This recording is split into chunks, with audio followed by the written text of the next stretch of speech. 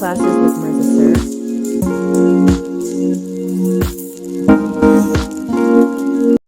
Hello everyone, welcome back. How are you doing? Hope you are doing well. My name is Mirza Dilshad Beg and you are watching English classes with Mirza sir. Friends, today we are going to start a very important topic, that is parts of speech. Parts of speech play a very important role in English grammar. Grammar is based on parts of speech. So in today's video lecture, we are going to have a brief and quick description of parts of speech. But later on videos, we will try to understand all the parts of speech in detail. Let's start today's topic, parts of speech. दोस्तों, parts of speech को समझने से पहले हमें इसके अर्थ को समझना होगा. What is the meaning of parts of speech? How many kinds of parts of speech and how can we identify different parts of speech in a given sentence? Parts of speech किसे कहते हैं, parts of speech कितने होते हैं और parts of speech की पहचान हम किसी दिए गए वाक्य में कैसे करते हैं? तो पार्ट्स ऑफ स्पीच को समझने से पहले ये समझना हमारे लिए ज़रूरी है. When we construct a building, what ingredients we require, हमें क्या क्या चीज़ों की आवश्यकता होती है. उसमें हमें सीमेंट चाहिए होता है, हमें सैंड चाहिए होती है, हमें ब्रिक्स चाहिए होती हैं, हमें अलग अलग मटेरियल की आवश्यकता पड़ती है. ठीक उसी तरीके से पार्ट्स ऑफ स्पीच भी अलग अलग इंग्रेडिएंट से मिलकर बना है. जिस तरह से कंस्ट्रक्शन में एक भी इंग्रेडिएंट अगर हम हटा दें तो हमारा कंस्ट्रक्शन पॉसिबल नहीं है, इसी तरीके से पार्ट्स ऑफ स्पीच में अगर हम एक भी पार्ट ऑफ स्पीच हटा देते हैं तो हमारा सेंटेंस कंप्लीट नहीं हो सकता है. तो दोस्तों, पार्ट ऑफ स्पीच को अगर हम ये बोलें कि पार्ट को हिंदी में कहते हैं भाग, और स्पीच को यहाँ पर हम सेंटेंस के सेंस में लें तो मतलब यह हुआ सीधा सा कि किसी भी सेंटेंस के जो भाग होते हैं उन्हें ही पार्ट्स ऑफ स्पीच कहा जाता है.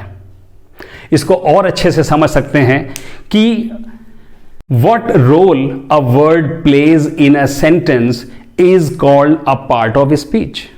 किसी भी वाक्य में कोई शब्द क्या रोल प्ले कर रहा है वही पार्ट्स ऑफ स्पीच कहलाता है. या फिर हम इसे दूसरे शब्दों में कह सकते हैं कि a name given to a word based on its function in a sentence is called a parts of speech. यानी किसी भी वाक्य में कोई शब्द क्या रोल प्ले कर रहा है वो डिपेंड करता है कि वो कौन सा पार्ट ऑफ स्पीच होगा. तो साथियों, पार्ट्स ऑफ स्पीच क्या होता है ये हमने एक डेफिनेशन से समझा. आइए देखते हैं कि इसका एग्जाम्पल भी. John is playing football. अगर हम इसके पार्ट्स ऑफ स्पीच की बात करें तो यहां पर जॉन एक नाउन है, इज एक हेल्पिंग वर्ब है, प्लेइंग एक मेन वर्ब है और फुटबॉल एक नाउन है. तो आपने देखा किस तरीके से शब्दों को, वर्ड्स को अलग अलग हम नॉमिनेट पार्ट ऑफ स्पीच के अकॉर्डिंग कर सकते हैं. यह बात हो गई पार्ट ऑफ स्पीच की.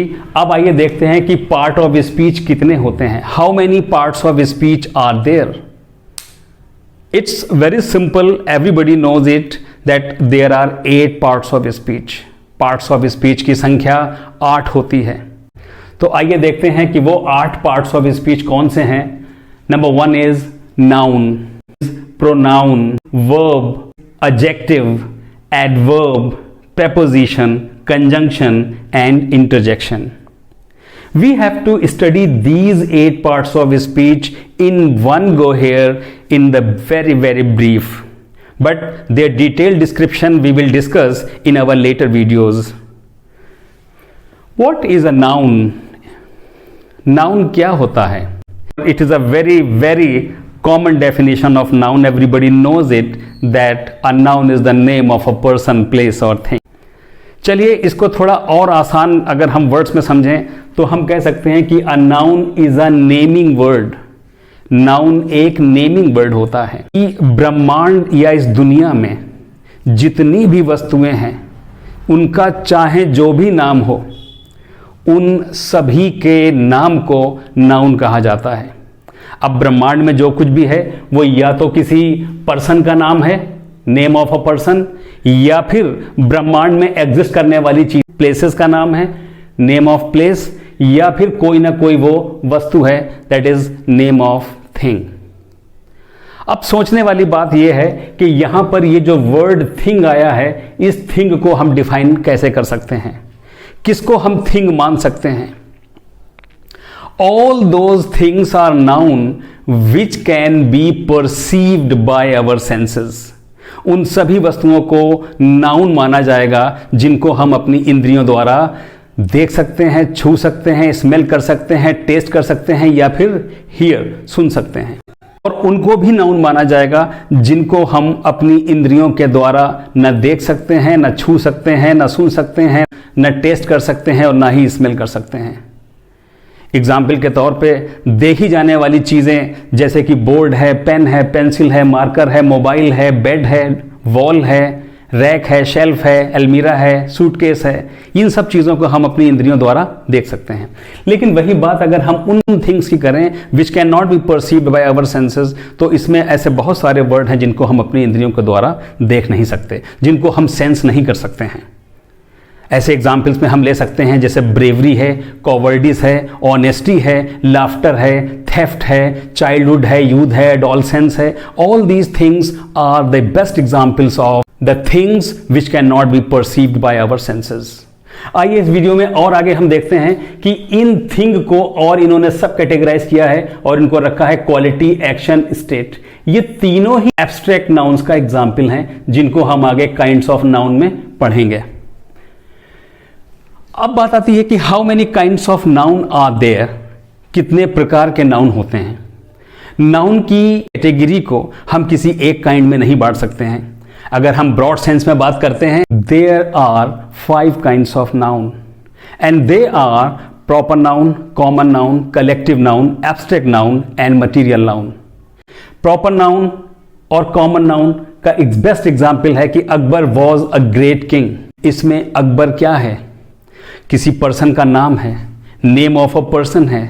तो जब ये नेम ऑफ अ पर्सन है तो ये प्रॉपर नाउन हुआ, क्योंकि a proper name to a person is a proper noun, a proper name to a place is a proper noun, a proper name of a thing is also a proper noun.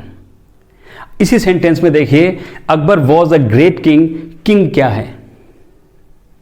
King एक common noun है, और king एक common noun इसीलिए है क्योंकि king is common to all. King राजा विक्रमादित्य भी हो सकते हैं, अकबर भी हो सकते हैं। वही कलेक्टिव नाउन का अगर एग्जाम्पल लें तो कलेक्टिव नाउन किसी कलेक्शन, किसी ग्रुप या किसी गैदरिंग के लिए यूज होता है। For example, a bouquet of flowers, a galaxy of stars, a herd of elephants. Next is abstract nouns. Abstract nouns are those nouns which can not be perceived by our senses. अब देखिए, ये जो abstract noun है इसमें ये 3 चीजें आती हैं, क्वालिटी, एक्शन और स्टेट। इसमें या तो कोई गुण बताया जाता है, या कोई एक्शन होता है, या फिर कोई अवस्था बताई जाती है। क्वालिटी की अगर बात करें तो इसमें ऑनेस्टी और कॉवर्डिस इस तरह के वर्ड आते हैं, और एक्शन की अगर बात करें तो एक्शन में लाफ्टर है, थेफ्ट है, ये एग्जाम्पल्स हैं इसके। और स्टेट यानी अवस्था की अगर बात करें तो यूथ, चाइल्डहुड, एडोलसेंस, ये सारे वर्ड्स इसके बेस्ट एग्जाम्पल्स हैं।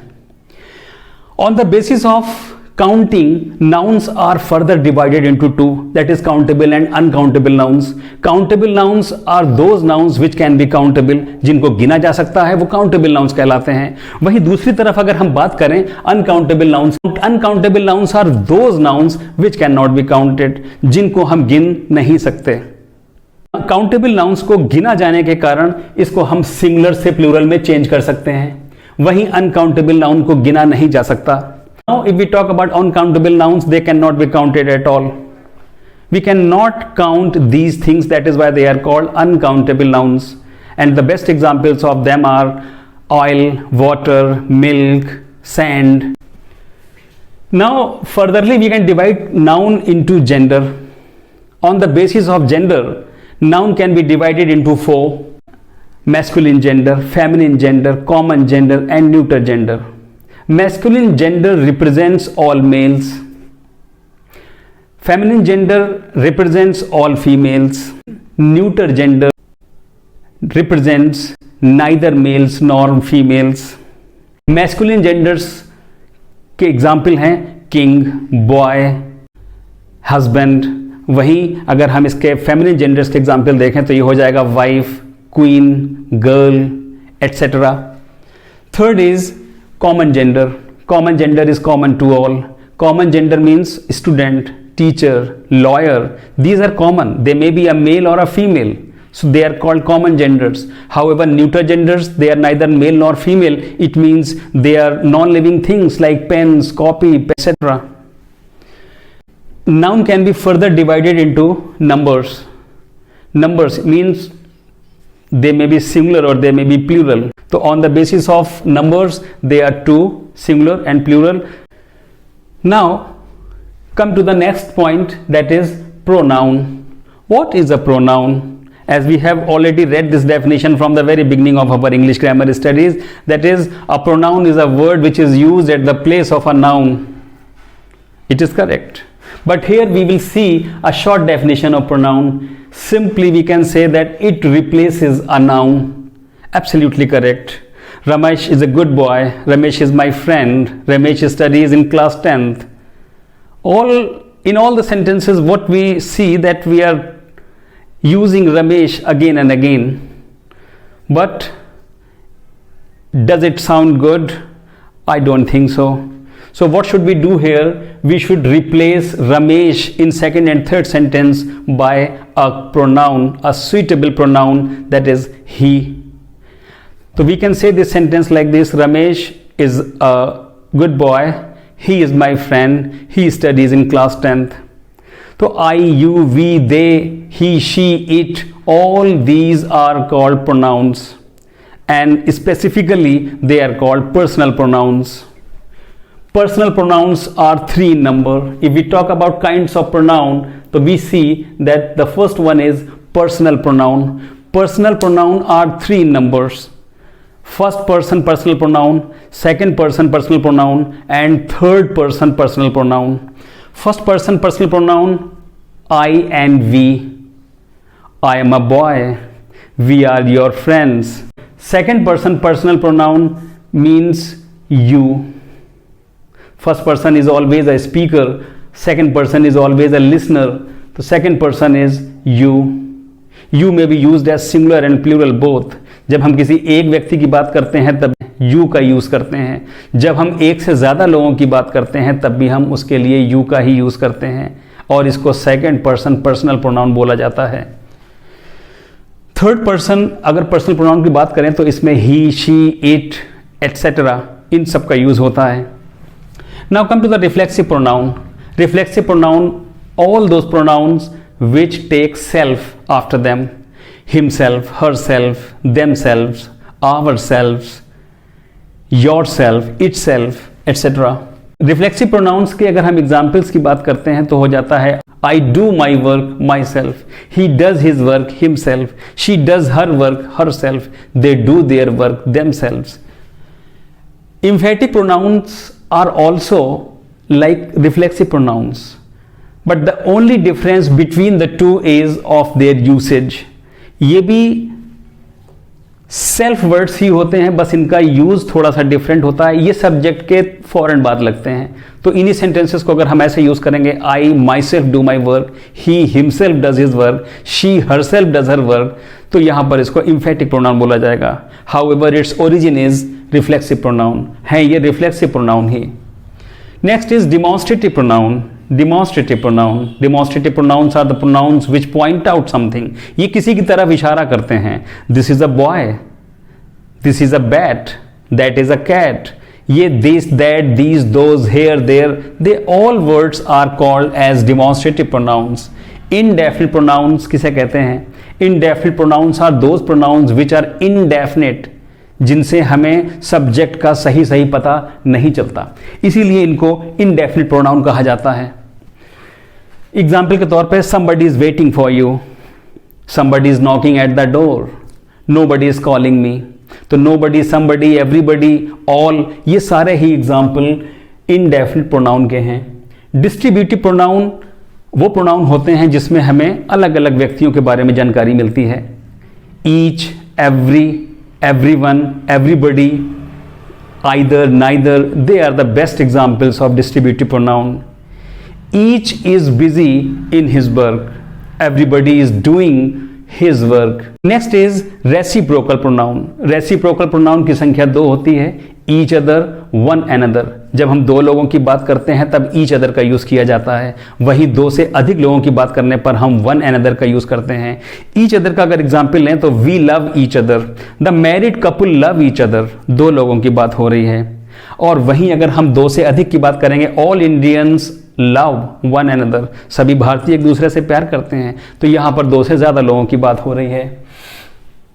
Then is relative pronoun and interrogative pronoun. तो relative pronoun 3 होते हैं, who, which and whose. इनका यूज हम बहुत आसानी से करते हैं. This is the boy who called me yesterday. तो यहां पर who का यूज जो है वो relative pronoun की तरह हुआ है, क्योंकि ये अपने से पहले वाले वर्ड जो कि एक नाउन है उसको रिलेट कर रहा है. That is why it is called relative pronoun. Interrogative pronoun. Interrogative pronouns are those pronouns which ask a question. Who are you? What is this? Where are you going? It means noun के स्थान पे pronoun का use हो रहा है subject की जगह. That is why they are called interrogative pronouns. Now come to the next one, that is verb. What is a verb? Verb को हिंदी में क्रिया कहते हैं और verb is an action. Verb एक एक्शन होती है. कई बार एक्शन के अलावा ये स्टेट भी होती है जो अवस्था को बताता है. कई बार ये बीइंग यानी किसी की चीज के होने के बारे में बताता है. A verb is an action, state और being. Yes. Now next is how many kinds of verbs are there. कितने प्रकार की वर्ब होती है? तो वर्ब्स कैन बी डिवाइडेड और classified into different kinds. The first is called transitive and intransitive verb. Then is helping and main verb, weak and strong verb, regular and irregular verb, defective and modal verb, auxiliary and principal verb, linking verb, causative verb. These verbs are very important in English grammar and we must study them very carefully because sometimes we people make many mistakes here. Transitive and intransitive verbs are those verbs which either take object with them or they do not take object with them. यानी जिन sentences के साथ object होगा वो transitive verbs कहलाएंगे. जिन sentences के साथ में object नहीं लगा होता है वो इनट्रांजिटिव वर्ब्स कहलाती हैं. हिंदी में हम इनको सकर्मक क्रिया और अकर्मक क्रिया के नाम से भी जानते हैं. एक एग्जाम्पल के तौर पर देखते हैं कि he plays football. He subject है, प्लेज वर्ब है, फुटबॉल ऑब्जेक्ट है. अब इस सेंटेंस में ऑब्जेक्ट का यूज हुआ है तो यहां पर जो वर्ब है प्लेज वो किस प्रकार की वर्ब कहलाएगी, ट्रांजिटिव या intransitive? Transitive verb. That's right. यहां पे ट्रांजिटिव वर्ब कहलाएगी क्योंकि ऑब्जेक्ट के साथ आई है. On the other hand if we talk about intransitive verb तो ये अकर्मक क्रिया की तरह काम करती है. It means it does not take its object together. इसके साथ में इसका ऑब्जेक्ट नहीं होता है. For example she sleeps, the little baby smiles. तो देखिए यहां पर सब्जेक्ट आया है शी, स्लीप्स एक वर्ब है, इसके बाद ऑब्जेक्ट एब्सेंट है, विदाउट ऑब्जेक्ट है. That is why it is called intransitive verb. और दूसरा एग्जाम्पल जो मैंने लिया कि द लिटिल बेबी स्माइल्स, तो ये द लिटिल बेबी स्माइल्स है. इसमें आप देखिए little baby subject, smiles verb, object is again absent. It means it is also an intransitive verb. Now come to the helping and main verb. Helping verb को हिंदी में सहायक क्रिया और main verb को मुख्य क्रिया कहते हैं. एक एग्जाम्पल के तौर पर देखते हैं जैसे he is writing a letter. वो एक पत्र लिख रहा है. इसमें इज जो आया है, ही तो हमारा सब्जेक्ट है, इज जो है that is a helping verb और राइटिंग वर्ड जो है that is a main verb. तो ये इज हेल्पिंग वर्ब है, राइटिंग मेन वर्ब है, अ लेटर एक ऑब्जेक्ट है. तो यहां पर हेल्पिंग और मेन वर्ब को इस तरह से समझा जा सकता है. वीक एंड स्ट्रॉन्ग वर्ब्स क्या होती हैं? Weak and strong verbs are those verbs.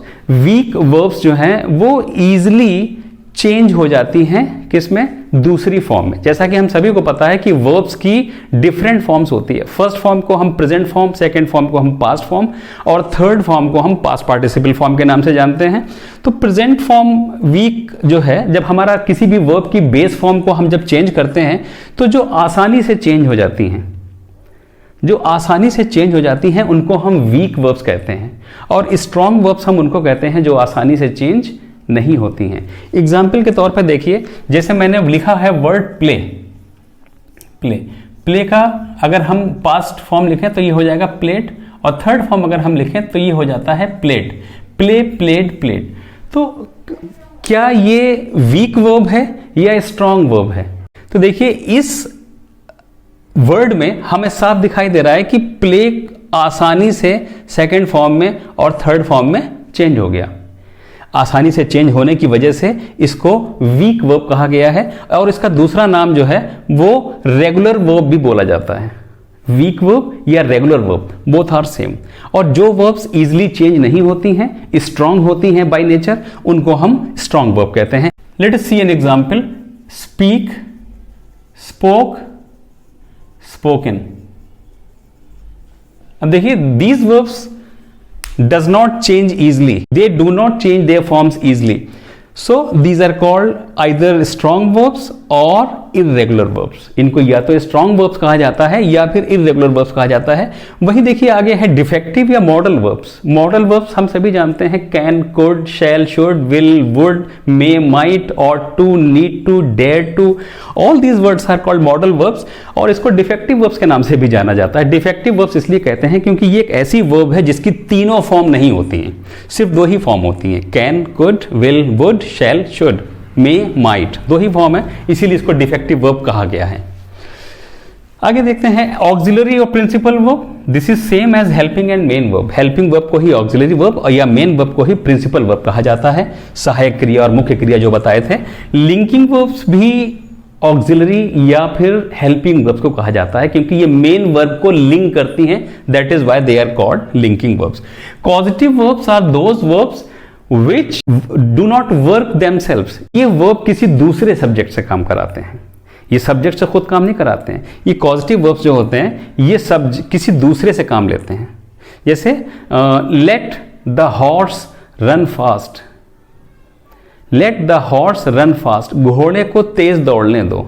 तो इसमें सब्जेक्ट खुद काम नहीं कर रहा है बल्कि किसी से करा रहा है। Adjective, adjective, an adjective is a word that qualifies a noun or pronoun। adjective एक ऐसा शब्द है, एक ऐसा वर्ड है जो किसी नाउन को या फिर किसी प्रोनाउन को क्वालिफाई करता है। अब इसको अगर हम शॉर्ट में देखें तो हम बोल सकते हैं कि an adjective is a describing word। ये किसी वर्ड को डिस्क्राइब करता है। समझने वाली बात है कि वो वर्ड या तो नाउन होता है या प्रोनाउन होता है। फॉर एग्जाम्पल कि Reena is a beautiful girl. Reena is a noun, is a verb, beautiful an adjective, girl is a noun। तो देखिए नाउन से पहले लगा है इसलिए इसको adjective बोला जाता है। Now let us see how many kinds of adjective are there। कितने प्रकार के adjective होते हैं। adjective की अगर हम kinds देखें, how many kinds of adjective are there। adjectives can be classified into many categories, जैसे adjective of quality, adjective of quantity, adjective of number, demonstrative adjective, interrogative adjective, emphasizing adjective, exclamatory adjective। एक एक example सबका देख लेते हैं। देखिएगा adjective of quality, she is a beautiful girl में ये क्वालिटी बता रहा है नाउन या प्रोनाउन की, तो यहां पर इसको adjective of quality कहा जाएगा। If we talk about adjective of quantity, it talks about how much। If we talk about adjective of number, it tells about how many।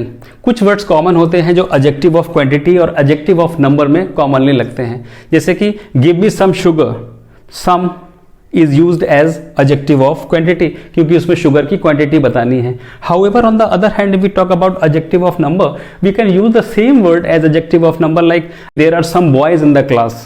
तो some represents a number, that is why that is also called adjective of number। तो ऐसे बहुत सारे word हैं जो common रहते हैं, जैसे enough है, adequate है, some है, all है, any है, बहुत सारे वर्ड्स ऐसे मिलेंगे जो कॉमन है दोनों में। demonstrative adjective, demonstrative adjectives are those adjectives which demonstrate or point out something। that boy is very gentle to me, these girls are very brilliant, those boys are good sportsmen। These are the examples of demonstrative adjectives। Now the next is interrogative adjectives। interrogative adjectives में जो word है वो interrogative word लगाया जाता है, जैसे which book is yours, whose pen is this, like that। emphasizing, इनमें emphasise करते हैं हम, एम्फेसाइजिंग वर्ड्स यूज करते हैं, जैसे mind your own business, own emphasizing word, that is why it is called emphasizing adjective. Exclamatory, exclamatory, what an idea, what is an exclamatory word, that is why it is called here as an exclamatory adjective. It is used as an exclamatory adjective. Now come to the next word, that is adverb. Adverb Hindi में इसको क्रिया विशेषण कहते हैं, और adverb जो होता है वो भी adjective की तरह ही काम करता है. दोनों में डिफरेंस सिर्फ इतना होता है कि adjective describes a noun or pronoun, however adverb describes an adjective, a verb and sometimes an adverb itself. कई बार ये अपने आप को भी क्वालिफाई करता है. एग्जाम्पल्स के तौर पे समझते हैं, जैसे she is a very beautiful girl. She is a very beautiful girl. Beautiful is an adjective, very is an adverb. तो यहां पर ये एडवर्ब एक एडजेक्टिव को क्वालिफाई कर रहा है, तो इस तरीके से ये किसी एडजेक्टिव को क्वालिफाई करता है. अब अगर ये वर्ब को क्वालिफाई कराना है तो देखिए शी रन्स फास्ट, तो यहां पे जो फास्ट वर्ड है वो एक एडवर्ब है, और जो कि शी रन्स फास्ट जो यहां पे वर्ब को क्वालिफाई कर रहा है. और अगर मैं बोलूं कि शी इज क्वाइट स्लो, तो यहां पे दो वर्ड यूज हुए हैं, क्वाइट और स्लो, जो दोनों ही एडवर्ब हैं. एक एडवर्ब दूसरे एडवर्ब को क्वालिफाई कर रहा है. अगर हम बात करें काइंड्स ऑफ एडवर्ब्स की, तो again it is divided into different categories: adverb of time, adverb of number, adverb of place, adverb of manner, adverb of degree, adverb of affirmative and negative, adverb of reason, interrogative adverb and relative adverb. हम यहाँ पर adverb of time की बात करें तो time का मतलब होता है it shows when. It shows when. When means he comes here daily. When she comes here or when he comes here daily. और the end came soon. Soon is again an adverb of time. Number की अगर बात करें तो number में it shows how often, ये कोई भी काम कितने बार हुआ है. तो हम बोल सकते हैं कि he often asked me this question, वो अक्सर मुझसे ये सवाल पूछता है. She replied again my message, उसने फिर से मेरे मैसेज का जवाब दे दिया. ये वर्ड नंबर को शो करते हैं. Place, adverb of place, adverb of place, it asks where. Say come in, go there, come here. These are the examples of adverb of place. Adverb of manner, adverb of manner means in what manner, किसी काम को किस तरीके से किया गया है, वो कहलाता है adverb of manner. और इनमें एक खास बात ये होती है कि लास्ट में ly लगा होता है. जैसे she writes beautifully, he speaks wonderfully. तो ये सारे वर्ड्स जो हैं इनमें ly मोस्टली लगा रहता है, तो एडवर्ब ऑफ मैनर कहलाते हैं. एडवर्ब ऑफ डिग्री का मतलब होता है कि at what degree, at what extent, किस हद तक. She is very beautiful, he is rather fat, she is fairly beautiful. तो ये rather, fairly, very, ये डिग्री बता रहे हैं कि किस हद तक, at what extent, at what degree, at what height. It means they are called adverb of degree. Adverb of affirmative and adverb of negative. Affirmative सकारात्मकता बताता है, जैसे certainly I'll come to the party, surely I'll accept your friend request. Certainly, surely, definitely, ये सारे ही words affirmative, adverb of affirmative के examples हैं. अगर हम नेगेटिव की बात करें तो मैं बोलूंगा I am not coming to the party tonight. Not word is here an adverb of negative. Now next is adverb of reason. Therefore I could not come to the party, hence I was busy that day, so I could not reply your message. तो ये सारे ही adverb of reason के examples हैं. Interrogative adverb क्या होते हैं, इसमें कोई ना कोई इंट्रोगेटिव क्वेश्चन वर्ड होता है. सपोज करिए लिखा है मैंने when, why, where and how. इन वर्ड से हम इंट्रोगेटिव एडवर्ब का यूज करते हैं. जैसे where is the party organised today, that is an interrogative adverb. Why did he not come here, why is used as interrogative adverb. How was he doing in his life? How again is used as an interrogative adverb here. The next is relative adverb. Relative adverb भी 3 होते हैं, when, where and why. This is the time when I was disturbed in my life. This was the reason why I was upset that day. So these are the interrogative adverbs. Relative adverbs, we have done it. Now come to the next topic, that is preposition. Preposition, what are prepositions? Prepositions क्या होते हैं? हिंदी में इसको बोलते हैं संबंध सूचक शब्द. A preposition is a word that joins two words. दो शब्दों को. A preposition is a word that relates two words. दो शब्दों में रिलेशनशिप बनाता है. It shows relationship. वो दो शब्द कौन कौन से हो सकते हैं? एक नाउन दूसरे नाउन के साथ रिलेशनशिप बना सकता है, एक नाउन दूसरे एडजेक्टिव के साथ में रिलेशन बना सकता है, या फिर एक नाउन दूसरे वर्ब के साथ में अपना रिलेशन बना सकता है. तो ये प्रीपोजिशन के एग्जांपल थे. और नेक्स्ट देखिएगा कि preposition, how many kinds of preposition are there. Preposition कितने प्रकार के होते हैं? Preposition can be classified into 3: simple preposition, compound preposition and phrasal preposition. What are simple prepositions? Simple prepositions are those prepositions which are quite simple, जैसे कि of, to, for, with.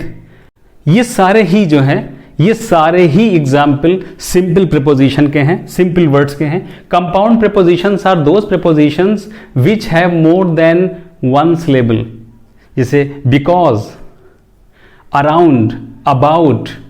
ये सारे ही एग्जाम्पल कंपाउंड प्रीपोजिशन के हैं. Phrasal prepositions are those prepositions which are used in phrases.